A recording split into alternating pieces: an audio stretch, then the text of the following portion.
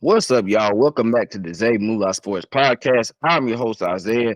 In today's video, I will be telling y'all why I still have confidence in Coach Primetime Sanders and what he's building up there in Boulder, Colorado. But first, before I get into the video, I just want to say once again, thank y'all from the bottom of my heart. I see the views going up, the likes are going up, the subscribers are going up. Man, I'm so appreciative. I got to give thanks, though, to God himself, because without him, I'm nothing. And I got to give thanks to y'all, man, because y'all really supported me. I literally just started last week, and man, I mean, the amount of support that this channel has already received, I really appreciate it. And y'all know, as I say, we're going to keep going and going and going, and we're going to keep growing and growing in Jesus' name. But without further ado, let's go ahead and get to this video. So, y'all, as y'all see, I got the Colorado Buffaloes remaining schedule pulled up. But before we get into that, I just want to tell y'all this, all right?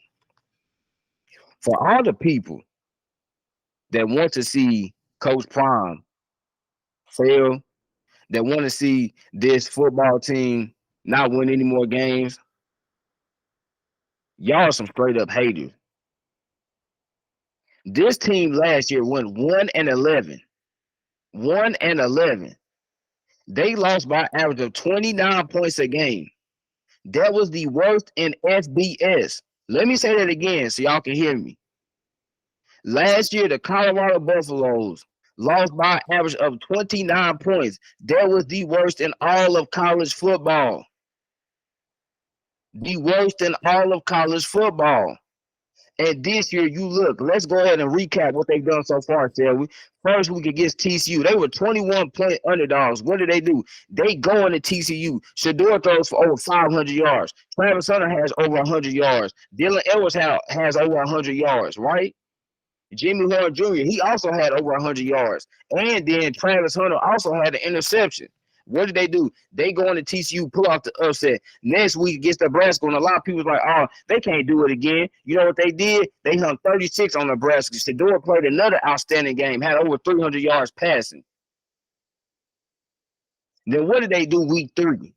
Jay Norvell, was running his mouth, talking all that stuff, talking about, when I told the grown-ups, I take my hat and my glasses off. Well, guess what, man? We had something for you. Shador Sanders, 98-yard touchdown drive to tie the game up. Then we go in overtime. We win it. Trevor Woods ends that thing with an interception. Then you look, okay, there was going to be some adversity. Mama said there were going to be days like this. Life ain't always going to be easy. We go to Oregon. Okay, Oregon beat us up pretty bad, 42-7. Respect. But then did y'all see what we did on Saturday against USC when we were down 34-14 at half? We came out, scored 27 points in the second half. We were an onside kick away, y'all. An onside kick away from tying the game up and going into overtime. And I think if we got that ball in overtime, we would have won it. We would have won that thing in overtime. Let me tell y'all this. What Coach Prime is building is something we ain't never seen before. We ain't never seen a team go from 1-11. Then the next year, they start out 3-2. Mind y'all, this team has no continuity at all. They brought in 86 new players. Think about that. Coach Prime brought in 86 new players. These dudes have zero experience playing with each other. Some of these teams have 2 or 3 years of experience with playing with each other. They don't have any. So the continuity is not there right now. And they still are 3-2. They're still competing in these games. Y'all better start believing in what Coach Prime is doing. He told y'all back in December of last year that what he was coming, right? And that he was bringing his bag and that his bag was Louis. And he meant that. He ain't getting no bag from Dollar General. He ain't getting no bag from Walmart. No. This is a Louis bag. And he said, we got some Ferraris, baby, and where we coming. And y'all better watch out because we ain't stopping. And that is exactly what he has done. And when I look at this USC game, this game proved to me that by next year, Colorado can be national championship contenders if they get the big dudes up front. Because let me tell y'all this, Colorado already has the skill players. They already have the perimeter playmakers. Did y'all see Omarion Miller, the freshman, his first game, 7 catches, 196 yards, a touchdown. His first game, man. His first game. They still got Jimmy Horn Jr. You still got Xavier Weaver. Then in the backfield, you got Dylan Edwards, the little man, tough physical runner. You got Anthony Hankerson as well in the backfield. They already have the perimeter playmakers. Then if you look on the defensive side of the ball, you got, look at this other freshman, Cormani McClain. And I want to listen, brother. I want to send you some kudos for real, because what a game you played. Way to respond. Dion last week called him out. He said Cormani needs to show up to meetings, study. He said he needs to act like he wanted to be on the football field and help his team. And what did he go out there and do when his number got called? He absolutely locked up Brendan Rice. If y'all don't know Brendan Rice happened to be none other than the Hall of Famer himself, Jerry Rice's son. He locked Brendan Rice up. Brendan Rice is projected to be a second or third round pick in the draft next year. He locked him up. Cormani, did y'all see the interception that he would have had if it wasn't for that penalty? What a game. What a game from the two young boys, the two young dudes. Cormani McClain on defense and Omarion Miller offensively. This team already has, y'all, I keep telling y'all, they got the perimeter playmakers.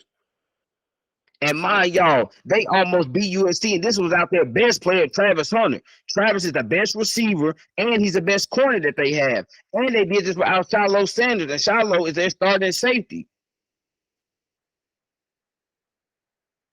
They put the clamps on USC in the second half. Held them to 14 points. USC has the most explosive offense in all of college football. When you look at what they have, Caleb Williams, man, I'll tell you, this dude is legit. He's one of the best quarterbacks I've ever scouted. One of the best ever. I mean, to me, he is right up there with Trevor Lawrence and Patrick Mahomes, man. This dude, oh my gosh, man. He is going to be a superstar in the NFL when he gets there next year.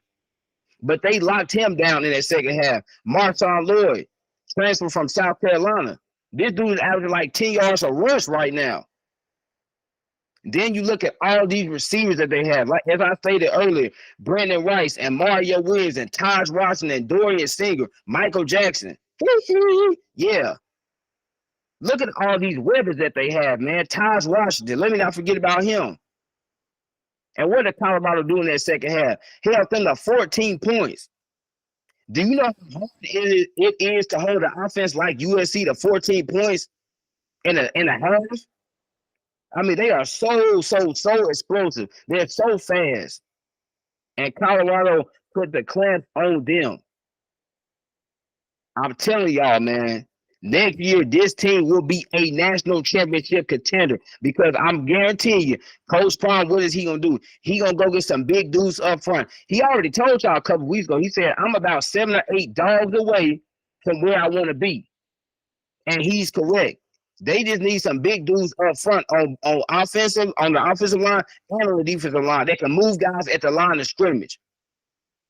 Once he gets that, y'all better watch out. You also heard Coach Prime tell you last week, he said, hey, you better get me now, because this the worst I'm going to be. He told y'all, you better get him now, because next year they coming. But even this year, they still coming.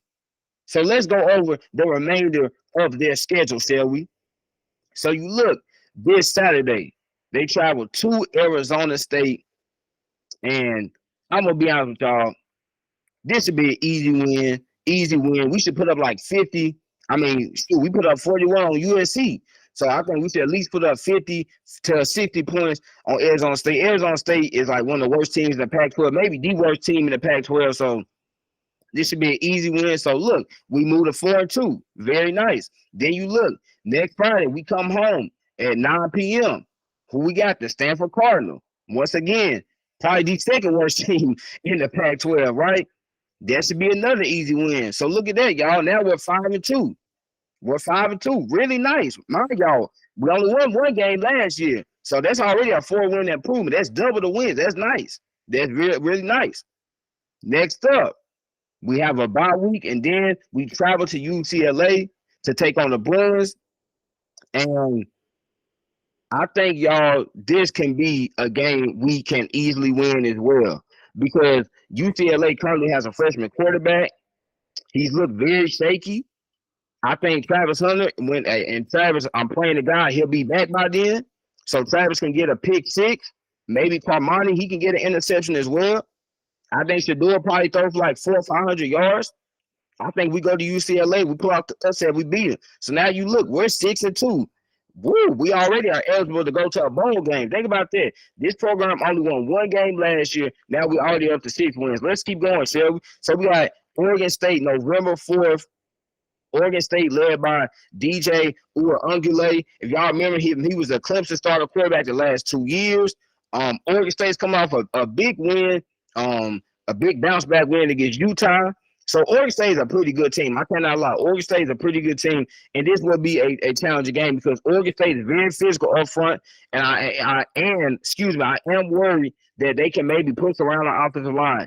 But with that being said, though, I think Shador, I'm not gonna lie. I think this game right here will really prove to people that Shador could be the second overall pick in the draft if he declares. Now, we don't know if he's going to declare for the draft, but I think a game like this at home against a very good Oregon State team and a very good Oregon State defense, I think this will prove to people, okay, yeah, Shador Sanders is the real deal. He wasn't just doing this because he was at Jackson State. No, Shador can play with the big boys and he can dominate in FBS football. So give me Colorado, another upset win for us, and now we're 7-2.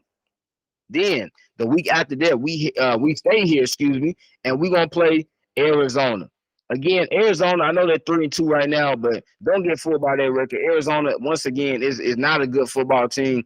I think we'll have no trouble taking care of the Arizona Wildcats. So give me Colorado to win that game. And now you look at that, y'all. What is that? 5 wins in a row, baby. So that's 8-2. And by then, we should definitely be back in the top 25. Well, at this point, the college football rankings will be out, but we should be in the top 25 of those as well, because 8-2, 5-game winning streak, that'd be very, very, very impressive.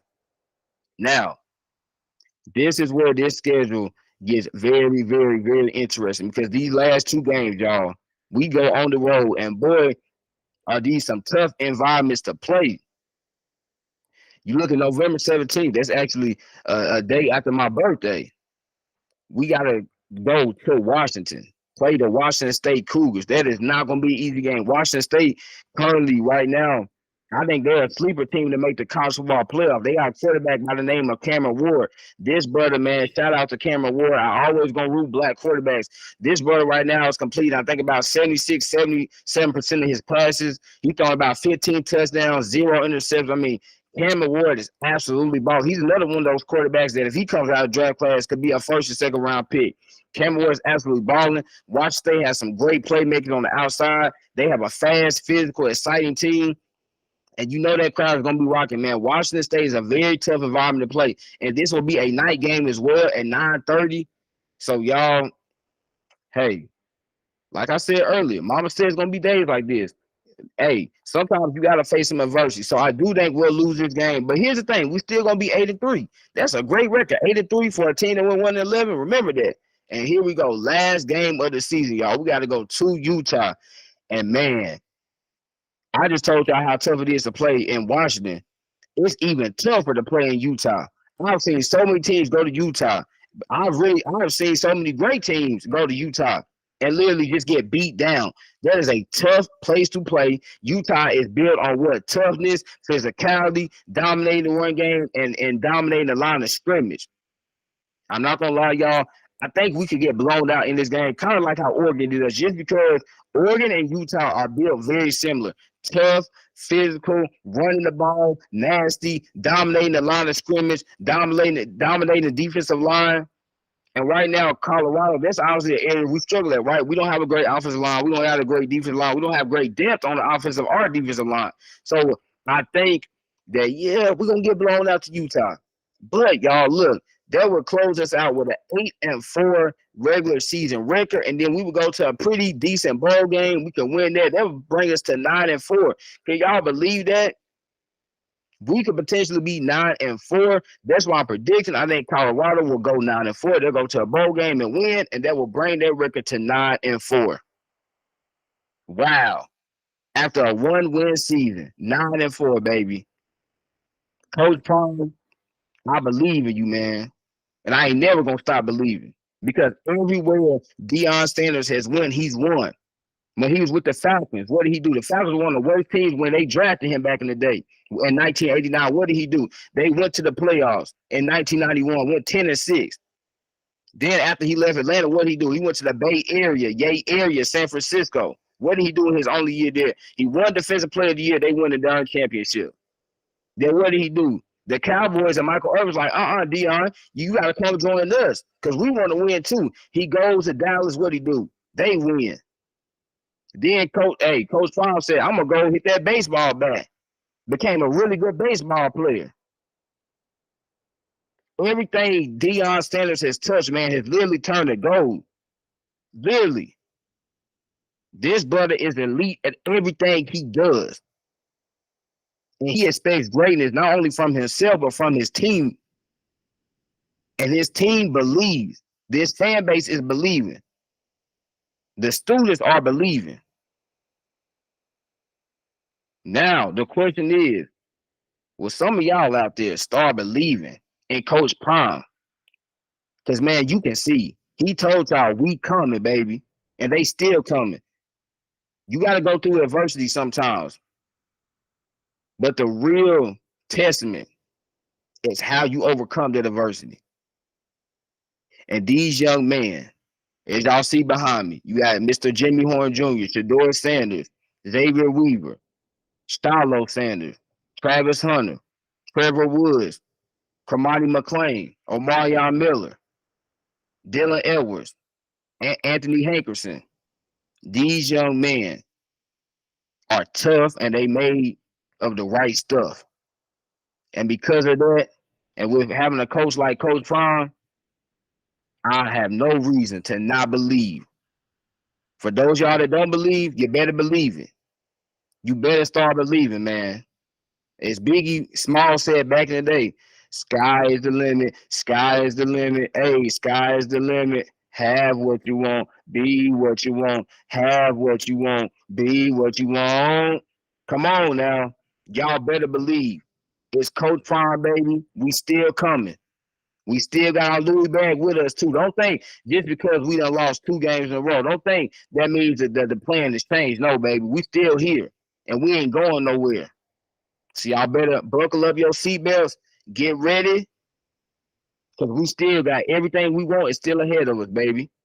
I have this team finished at 8-4, going to a bowl game, bringing their record to 9-4. Like Deion said, you better get him now. You better get him now. Because next year, woo-wee, I'm going to go ahead and proclaim it on today, October 4th, 2023, next year. Zay is telling y'all right now, Colorado will be a national championship contender. Y'all ain't going to mess with them next year.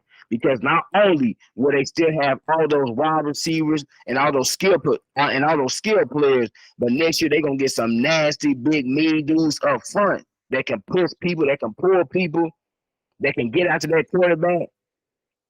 Y'all better laugh at Deion all you want to now. Yeah, go ahead and laugh at him now. Say stuff about him. Talk about the way he dresses. Yeah. Take all them shots you want now, because by next year, I guarantee you, all y'all gonna be like, oh yeah, I thought Deion was gonna do this. No, you didn't. A lot of y'all out there was haters. Y'all think Deion, y'all thought Deion, he was only coming here just to lose some games. Nah. We ain't coming here to do that. We ain't coming here to do that. We coming here to win, baby. We coming here to win. And Coach Prime ain't playing around. It's prime time, baby. Y'all better believe. But this was another episode of the Zay Moolah Sports Podcast. Y'all know what to do, man. Hit that like button, hit the subscribe button, leave a comment, share it to everybody. And before I leave y'all, man, I want y'all to hear from somebody, the man himself, because I know some of y'all still don't believe, but I want y'all to hear from the man himself, Mr. Coach Primetime Deion Sanders. Let's hear him, y'all. Overall, I'm really proud of not only the young men, the coaches, the fan base, the Mm-hmm. student body, all of Mm-hmm. you. I'm truly proud of the way we represented Boulder today. I really am. Mm-hmm. Let's go. Yes, sir. Coach Prime, we with you, baby. We with you. As always, folks. Love y'all. See y'all later. Peace. SkoBuffs. SkoBuffs.